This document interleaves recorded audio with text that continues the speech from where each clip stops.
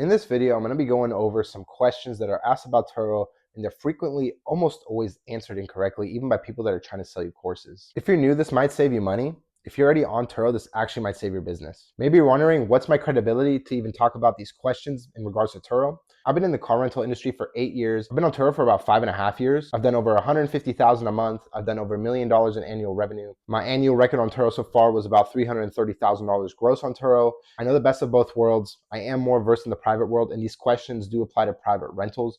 But since Turo is more of a beginner platform for most people, I will go ahead and address these questions about Turo, because a lot of people that step into Turo don't have much knowledge. A lot of people that step into private rentals usually have a little bit more knowledge when they get into the game. Some of these questions might sound stupid to you. They might sound very surface level. These are short-term positives, but can turn into long-term negatives. It's really important that you listen to these questions that are frequently asked about people that are getting into Turo, or people that are on Turo maybe for 1 to 2 years already, and they think they're doing well and they're trying to scale. Question number one, is a high utilization rate good? Almost everyone I see on Turo is chasing utilization, but utilization without margins is actually a trap. People think that if their car is rented 90% of the time, that they're doing really well. People don't really grasp this concept. They'll see their parking lot or their driveway full of their cars, and instead of trying to do other things to increase their margins, they just lower their price to get the cars out so they can get higher utilization. So they think that if 30 days of the month, all of their cars are out, or almost all the time, that's a good thing, and that's not necessarily the case. This can create a lot of work for you, and you might not even make really good margins when it comes down to it. A car that's booked 90% of the month at bad pricing is worse than a car that's booked 60% of the month at good pricing. Typically, lower volume that you do, but the higher price that you charge, you're gonna have better quality clients, you're gonna have less headaches, you're gonna have general, overall less workload, so you're not going to the car wash as much. Busy does not mean profitable in this business. You do have to find a fine line. You don't always want your cars just sitting, but you also don't wanna put your cars out at such a low price that you're racing to the bottom. And right now, this is actually what Turo is creating. So Turo just came out with some changes for 2026, and a lot of those are forced discounts, less margins for Turo hosts. And so what that means is that Turo hosts have already been racing to the bottom for a couple of years now, meaning that people are just constantly underpricing each other. What they're doing is they'll see a car of the same make and model in their area going for lower, so they lower it. Then the other host wonders, well, why isn't my car booking? So they go and do market research. They find out, oh, that car that just lowered their price is lower than mine, so I'm going to lower my price. And what that creates is a literal race to the bottom.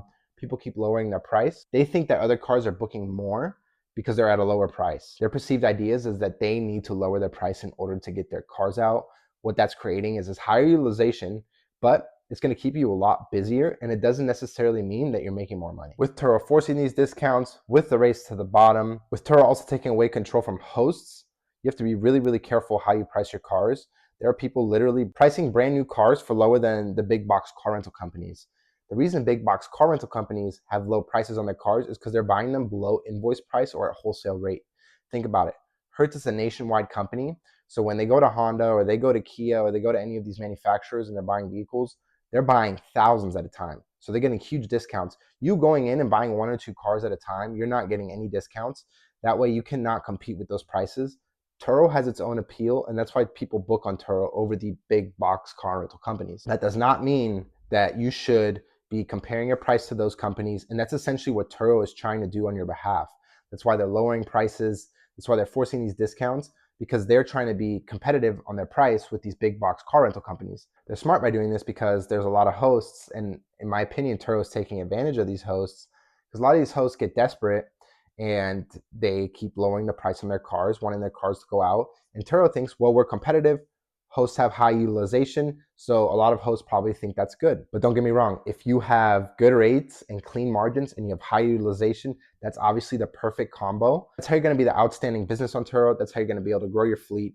And Turo kind of creates this trap of racing to the bottom. Which question number 2 is, if the car cash flows, I'm good, right? Cash flow actually hides risk. So if you have one major repair, you have one major accident with a big deductible, you have a couple of slow months, you can erase a year of good months if you're thin. And this is why most Turo hosts panic when something goes wrong, because they have no buffer. And this kind of ties back into question number 1, because if the car is booking more often, it's going to be exposed to more risk because it's going into the hands of more people. It's also getting ran up a lot quicker. There's going to be a lot more miles on your car, a lot more utilization. So you're going to have more frequent regular maintenance service intervals.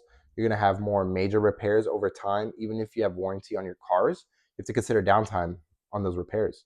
So if the car's in the shop for a couple of months waiting on a part, you're coming out of pocket for those couple of months. Even if you have cash cars, you're just losing out on revenue if you have poor management of your cash flow. Because you see a bunch of money coming in, a bunch of money is probably going right back out. And it hides risk because you don't really know where you stand. You cover all your expenses. Maybe you take some money out for pay. Maybe you put a little bit aside to try and build your fleet.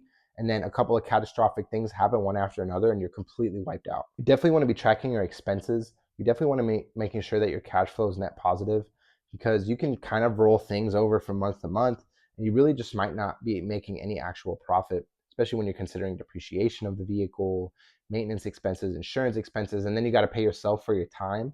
Is your time really worth it? You really got to look at the numbers. You got to look at how positive you're cash flowing, if you're even positive cash flowing at all. It could just be a bunch of money coming in and a bunch of money coming out.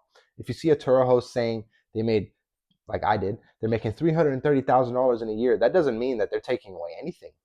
But they can also be taking away a lot of money. They can have 25, 30, 35% margins. So it really is just dependent on how you're looking at your numbers and how you tie that into your utilization rates. Question 3 is, can I scale this business if I just add more cars to my fleet? Now, this is a huge one. A lot of people think that they just need the most cars possible in their fleet and they're going to make more money. That is not the case. I actually learned this lesson the hard way. I went from literally like 10 cars to 60 cars in a matter of a couple of months, because I do a no capital fleet system, which means I basically take cars like a property manager. So I manage other people's vehicles for a fee. I was able to get a bunch of cars on my fleet, and I literally went from 10 to 60 cars in a matter of a few months. This was violent, explosive growth. And I thought, because of 10 cars, I was actually making pretty good take home money. I was already making over 6 figures a year net profit on just literally 10 cars, because I was mainly dealing in luxury and exotic cars. So I thought, well, if I scale that to 60 cars, that's going to put me ahead of a lot of people. And that's the fastest way to amplify chaos. More cars started trickling in. We were making more money. We saw more money flowing through the account. All of a sudden, we're getting over $100,000 a month in deposits in the bank account. And we're like, oh my gosh, we're making all of this money. Well, then came more parking spaces. Then came employees. Then came an office expense. Then came a bunch more issues that we came out of pocket for. And all of a sudden, there's so much money going in and out of the bank account that we don't even know where it's going. And before you know it, we had zero net positive for literally months. We were coming out of pocket on some months on the business. That's the number one mistake, is that people just focus on getting more cars. They don't focus on perfecting their current system. So what we did was we actually scaled back to 30 cars. We honed in on what we knew was best. We cut down our expenses, and we were back to making more money than before when we had 10 cars. All we had to do was perfect our systems. And it was not about how many cars you add to the fleet, but it's about how you control your margins. If your systems are not built correctly for 1, 2, 5, 10 cars, they're not going to be built correctly for 30, 40, 50, 60, 100 cars. Scaling a bad process does not fix the underlying issues in your business. It just amplifies it, it accelerates it. And this is really true for any business, but particularly Turo hosts think that, wow, this guy has 60 or 70 cars, he must be doing so good. That is not necessarily the case at all. If you want to do this the right way, whether that's starting on Turo or using it strategically, I can help you with that. I offer one-on-one mentorship. You can apply with the link in the description below. I am only taking a limited number of students at this time because I do mentor everyone one-on-one. So if that's something you're interested in and you want to avoid these kinds of mistakes, and you want to scale profitably and you want to scale fast, please apply in the link in the description and I'll see you there. Question number 4 is, do I need an LLC and proper insurance setups immediately? Legally, depends. Practically, yes. The people who wait to set up their business correctly from day one are usually the people that have to learn the hard way. Risk does not care if you were just testing it out. You could get a car, put on Turo, tomorrow goes out on your first rental and it could literally get totaled or something bad could happen. And then you might learn the hard way. I will say that Turo does offer you protection. You are pretty protected on Turo if you follow the right processes. Chances are, if you're new on Turo, you're making mistakes that you don't even know that could actually be voiding your coverage. I've had small claims denied. I've seen other people that have had major claims denied. You can literally make one simple mistake, such as not reading the license correctly or taking the proper photos, and Turo will deny the coverage. If they deny your coverage, you're cooked. So you want to make sure that you have backup. People see Turo as this kind of holy grail, and that's why people are kind of skeptical to dive into private rentals. But the underlying issue is the same, because it's just maybe amplified on private rentals, but you also have more control on private rentals. Incidents in general are a lot less likely to happen if you have the proper screening process. But when it comes to Turo, people think, well, Turo has the insurance. People always think that's the golden egg as well. They have the coverage. I'm good to go.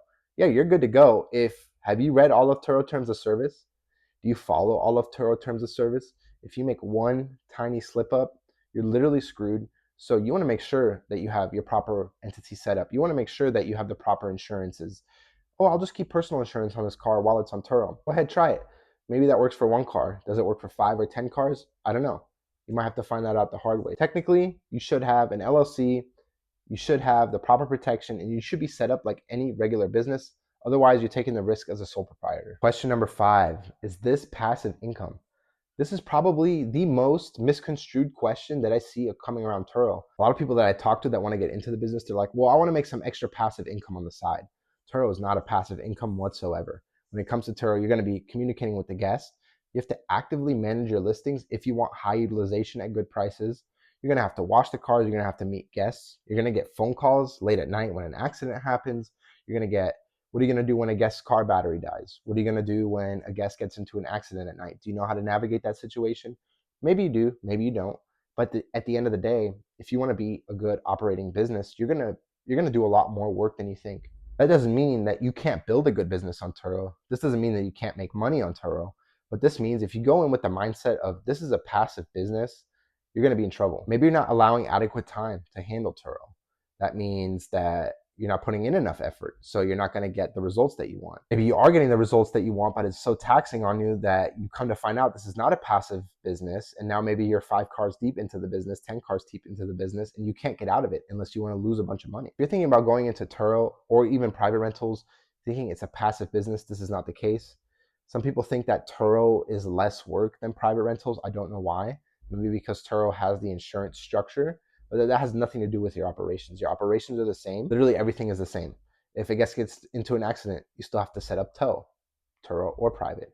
If a guest has a mechanical malfunction, you're gonna have to figure out how to get that car from wherever it's at broken down to a shop, right? It doesn't really matter if it's on Turo or if it's on private rentals. So just because it's on Turo, it's not passive. Yeah, you can give your car to a co-host on Turo, or even on private rentals, you can have someone else manage your cars. That opens up a whole nother can of worms because now you're relying on someone else to run your business. Maybe they don't do the right steps when it comes to Turo and they are avoiding your coverage, or maybe they're joyriding your car around, and that can happen with private rentals as well. So yeah, it could be passive, but your margins are going to be very, very thin, and it could not be worth it unless you're doing it for tax deductions, unless you're doing it to just own a cool Lamborghini or something like that without making the payments. But just know that someone managing your car on Turo, especially if it's an exotic or a luxury car, is probably not going to pay for itself.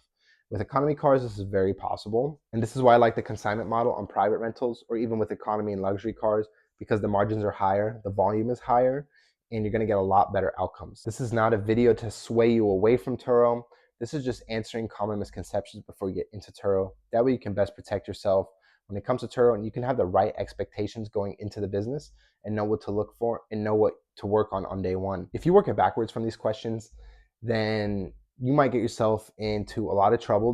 I've seen plenty of people get into Turo that have great success. They build multi-million-dollar businesses. They make multiple 6 figures a year. It's all they do. They love the business. And then I've seen other people that get into the business.